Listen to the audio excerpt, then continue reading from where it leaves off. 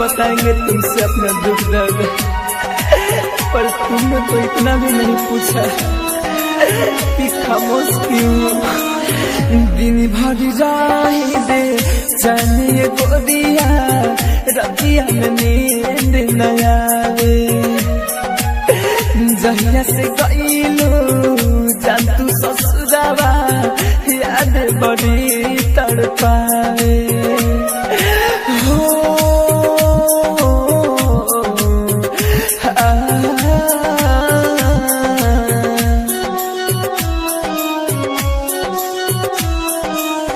दिन भर राही दे जाने गोरिया, रतिया में नींद न आवे। जहिया से गईलो जान तू ससुरावा, याद बड़ी तड़पाए हो।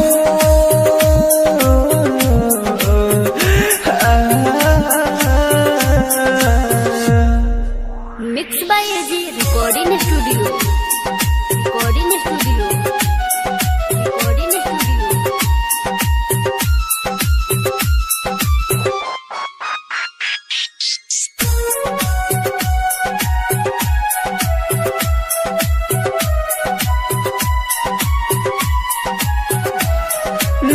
कम नहीं कईनी तोहरा से प्यार हो, तब हमार जिंदगी देहलू उधार हो। देख ले तोहरे आज सपनावा, तेरा तू दिलवा का दिलू पार हो।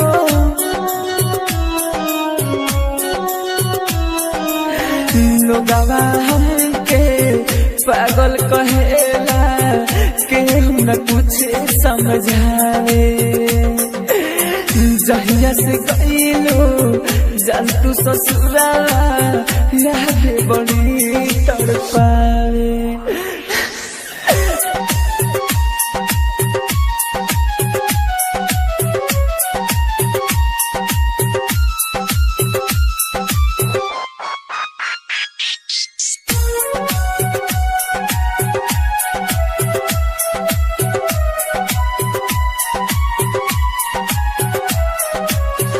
हम नहीं जाननी ताहरी दादा, झूठा कसम रहे झूठा वादा।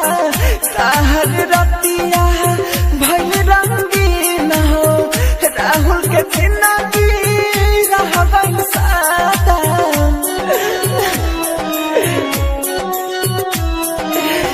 माहिर मुकेश के अखिया से आंसू, हरे पल तार लयावे। जहिया से गईलू जान तू ससुरावा, याद बड़ी तड़पा।